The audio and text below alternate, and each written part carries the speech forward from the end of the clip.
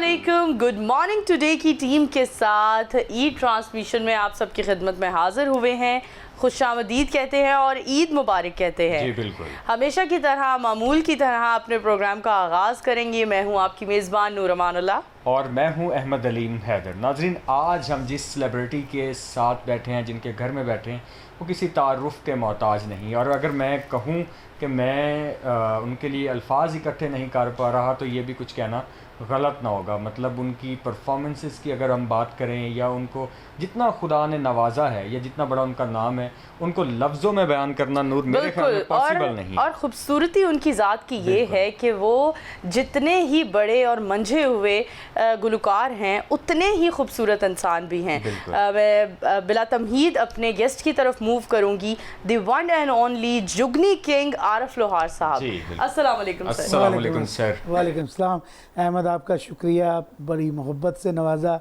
नूर आपका शुक्रिया, इतने प्यारे प्यारे अल्फाजों में। और आज का दिन बहुत अच्छा खूबसूरत दिन है और ईद का दिन है गालिबन, और सब लोग खूब जोश व खरोश से ईद मना रहे हैं। बिल्कुल, आपका शुक्रिया, आपने टाइम निकाल के मेरे पास सर। आपका शुक्रिया कि आपने अपने बिजी स्केड्यूल में से हमारे लिए टाइम निकाला, वक्त निकाला। सर ईद का दिन है तो ईद की ही बात करते हैं। ईद कुर्बान है, क्या मैसेज देना चाहेंगे हमारे व्यूवर्स को? ईद कुर्बान से रिलेट करके एक प्यारी और ख़ूबसूरत बात से आगाज़ करते हैं अपने प्रोग्राम का। नूर, आप खुद से ही कह रही हैं ईद कुर्बान। हाँ, कुर्बान हो जाना बेशक किसी के लिए, और यही और उसकी खुशनुदगी हासिल करने के लिए जो आपका मालिक है, जो मेरा अल्लाह है।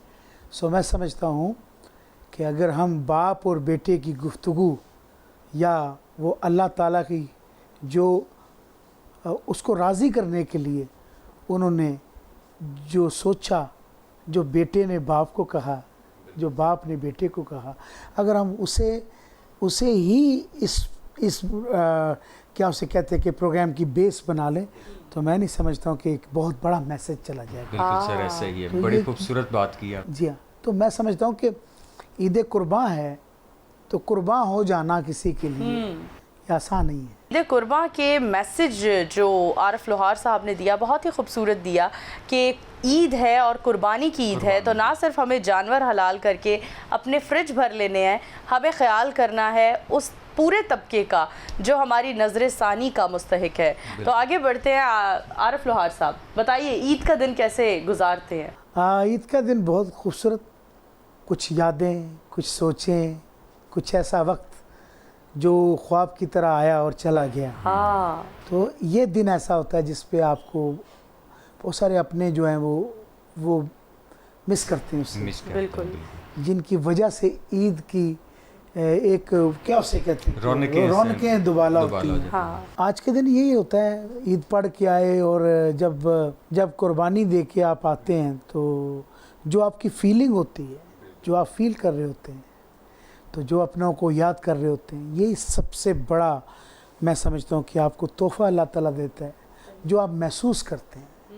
महसूस करके, हमारे ज़माने में बच्चे थे जब, तो हम देखा करते थे, गांव में रहते थे हम, एक विलेज में रहने वाले, और मान से कहते हैं कि हम लोग पेंडू टाइप के पिंडाले हैं। सो हम जब बकरे की परवरिश करते थे, काफ़ी बकरे होते थे, तो सारे भाइयों ने भैणा ने ज़्यादा सोहने बकरे जड़े ने वो मल्ले होंदे सन। अच्छा, वो जड़े सेहतमंद होंदे सन। सो लेकिन जब कुर्बानी का दिन आता था, जो हमारे आंसू थे, हाँ, जो हमारा कर्ब था उनके लिए, वो आज क्योंकि टाइम की कमी है, कुछ हालात भी चेंज हो चुके हैं, तो कुर्बानी भी बहुत मुश्किल हो चुकी है। उसके लिए भी कुर्बानी चाहिए। उसके लिए भी कुर्बानी, मौजूदा हालात जो चल रहे हैं सर, आप बिल्कुल सही कह रहे हैं। सो मैं समझता हूँ कि ये तो बड़ी नसीबों वालों को। अच्छा, ये जो ईद है इस बार की, जो 2022 की हम ईद देख रहे हैं, मैं कहती हूँ इस ईद में बड़ा ही एक कुर्बानी का जो कॉन्सेप्ट है वो मांद पड़ गया है।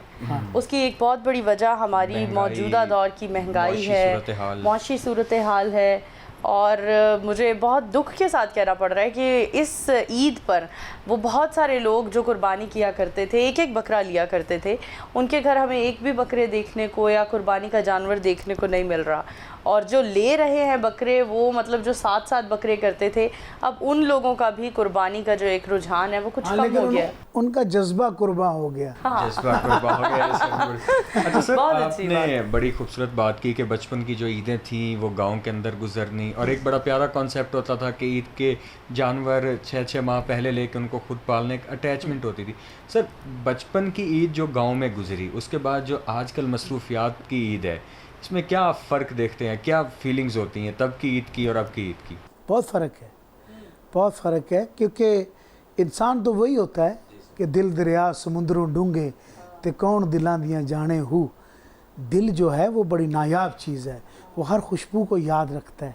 आप ऐसे बैठे हुए हैं, कोई पुरानी चीज़ देखिए तो आप उस पर चले जाते हैं, अपने बचपन में चले जाते हैं। बिल्कुल ऐसा ही है। ਅਸੀਂ ਕਦੀ ਲਾਟੂ ਨਾਲ ਖੇਡਦੇ ਹੁੰਦੇ ਸਾਂ, ਕਦੀ ਲਾਟੂ ਵੇਖੀ, ਕਿਤੇ ਮੇਲੇ ਮੂਲੇ ਲੱਗੇ ਹੁੰਦੇ, ਹੁਣ ਤੇ ਲਾਟੂ भी डिजिटल हो गया। डिजिटल हो गया। ऐसा ही है। तो डिजिटल वो जो, दौर। हाँ, हम तो वो उसके साथ बाकायदा फेंकते थे और उसको खींचते थे। तो वो जब देखते तो इन रवायात के साथ इंसान अगर ज़िंदा रहता है ना, तो यादों के साथ ज़िंदा रहता है। बिल्कुल। और हमेशा ये ना समझें कि कामयाबी है जो है वो सिर्फ दौलत है, शोहरत है, ये सब चीज़ें साथ साथ मिलती हैं। अगर आप मेहनत करते रहें और सिद्ध के दिल से आप हर बात पर कुर्बान होते रहें, यानी कुर्बान होते रहें, आप कहें कि मैंने कुर्बानी देनी है, मैंने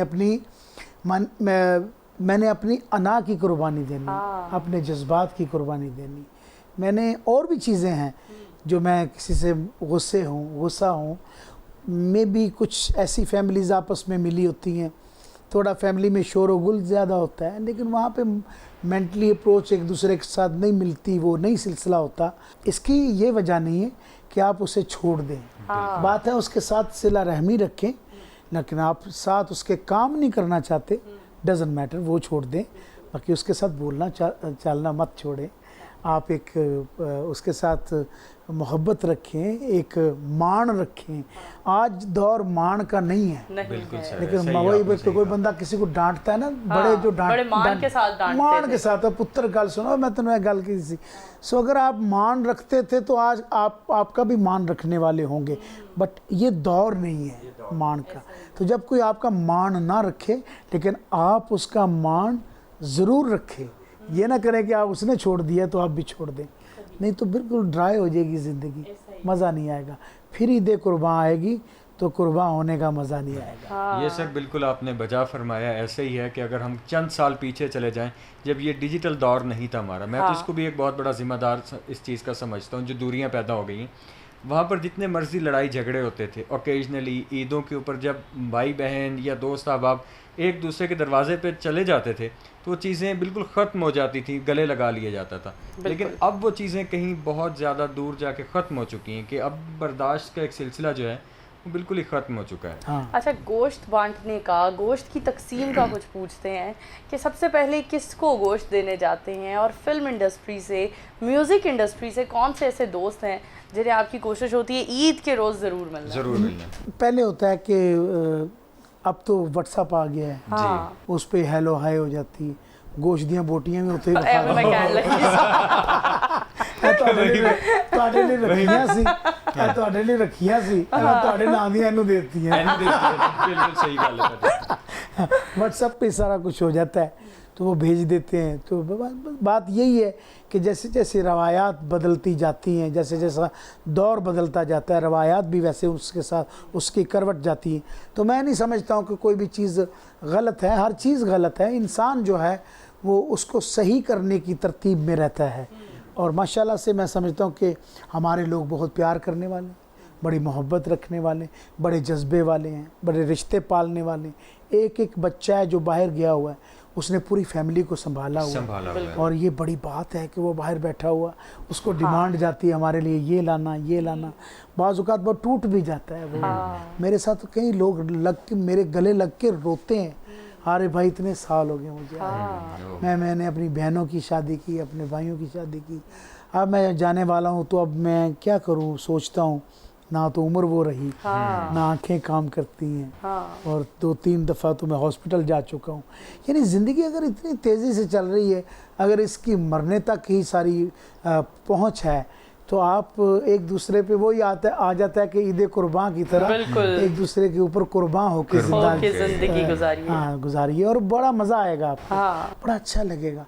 देखिए, कोई बंदा किसी को वेलकम करता है ना, तो दिल से दुआएं निकलती हैं। आज के दौर में मुखलिस होना बड़ा मुश्किल है, बहुत मुश्किल है। सर, जैसे आपके साथ एक बहुत बड़ा नाम जुड़ा हुआ है आपके वालिद साहब का, तो मेरा ये पर्सनली मानना है, जहाँ तक मैंने देखा है, कि जितना बड़ा नाम आपके साथ जुड़ा होता है उतनी ज़्यादा रिस्पॉन्सिबिलिटीज़ होती हैं। तो इस चीज़ के हवाले से आप क्या कहना चाहेंगे? देखिए, मेरे वालिद साहब ने जो अब आप रिकॉर्डिंग निकाले तो कहणगे मस्कीन लोहार आच गोछिया कहंदा जी, ठीक है, मस्कीन लोहार आच गोछिया कहंदा जी। आच गोछ हमारे गांव का नाम है, 2 गांव हैं, आच और गोछ। तो मस्कीन लोहार आच गोछिया कहंदा जी कि मिर्ज़ा जट नूं भैन ने रोकिया, ठीक है। तो आगे दास्तान के बारे में वो बताते हैं, एक मस्कीन बाप की औलाद जो होगी वो क्या होगी, नवाब तो हो नहीं सकती, वो तो मस्कीन ही होगी। मैं भी तो मस्कीन ही हूँ। तो मैं समझता हूँ कि आप मस्कीनों के दर्द को जानें, जो आपके दिल में बसते हैं, जो आपके इर्द गिर्द, जो आप जिसकी कफालत कर रहे हो। वो मेरे अब्बा बहुत इस चीज़ को फोकस करते थे। जब वो कोई ईद का दिन आता था, कोई ऐसा त्यौहार आता था, तो हम लोग क्या करते थे, जो लोग कफालत में होते हैं उन लोगों को इकट्ठा कर लेते थे और छुप के उनके साथ जो भी मामलात करते थे। ये मेरा मैं देखता था, तो ये क्या है, कितने लाजपाल लोग थे, कितनी मोहब्बत करते थे। इनके पापा, इनके वालिद साहब, उनका भी माशाल्लाह उन्होंने बेशुमार ऐसे पौधे लगाए। और ये लोग हैं जो दरवेशी में अपनी जिंदगी गुजारते हैं। तो ये दरवेशी आपको भी अपनी विरासत में दरवेशी मिली है। अल्हम्दुलिल्लाह। अच्छा, खुद तो आपने बताया कि बकरों को गांव में पालना, और फिर जब ईद के रोज़ उन्हें कुर्बान किया जाता था तो क्या हमारी हालत हुआ करती थी। तो क्या आपके बच्चे भी ये शौक़ रखते हैं कि कुर्बानी के जानवर पाले जाएं घर में? ऐसा है कि उनके जज्बात का मैं बयान नहीं कर सकता हूँ। अच्छा। पिछले दिनों ना एक वच्छा ले आया मेरा सबसे छोटा बेटा, उसका नाम है आलम लोहार जूनियर। अच्छा। दादा अबू के नाम पे। तो 8-9 साल की उसकी एज है। तो वो लेके आया ना जिद करके, उन्होंने किया जी आरिफ साहब असी ए वच्छा नहीं देंदे हुंदे क्योंकि दुध पींदा ते तां जिहड़ी मੱਝ जिहड़ी मिलदी है तो फिर सानू दुध दिंदी ते असी नहीं दे सकते। मैं रिक्वेस्ट की, मैं क्या किसी भी तरीके नाल लै आओ, तो उन्होंने रिक्वेस्ट की, उन्होंने तरस आ गया कि यार बच्चा छोटा जिद करके बैठा है। जो घर लैके आए तो ना स्पैशली जदों मां करे ना तो मेरे दिल नूं रुग पवे ना, उन्होंने मेरा दिल फड़िया जाए।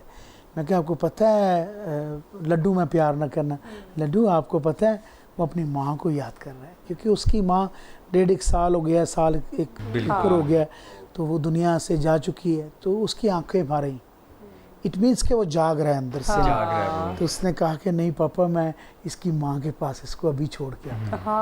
तो वो गया और आंसू आके साफ़ किए, मेरे सीने से लगा। जज्बात जो होते हैं ना मेरी जान, ये इंसान को जिंदा रखते हैं। बिल्कुल, ये बड़ी बात होती है कि आप, ये ज़रूरी नहीं है कि आप इंसान है तो इंसान का दर्द तो समझना चाहिए। जानवर को बचाने के चक्कर में पड़ा हुआ है। बिल्कुल ऐसा आज के दौर में आप देखें, आप कोई कहीं भी आप देखें तो जानवर की केयर कर रहे हैं। जो कभी इकट्ठे पानी पीते हुए हमने नहीं देखे थे, वो अब देखते हैं। आपने देखा होगा कहीं ना कहीं। बिल्कुल सर, ऐसे जानवर बदल गए और जो जानवरों वाली दरिंदगी थी वो काफी हद तक इंसानों ने अडॉप्ट कर लिया। अल्लाह ना करे वो कुछ परसेंट करके ये नहीं कह सकते कि सारी दुनिया ऐसी है। दुनिया बहुत खूबसूरत है, देखने का अंदाज, टग, मैं समझता हूँ कि देखने का अंदाज़ होता है अपना अपना। हर चीज़ में कोई ना कोई सिलसिला जारी सारी रहता है, लेकिन मेजॉरिटी ऐसी नहीं है।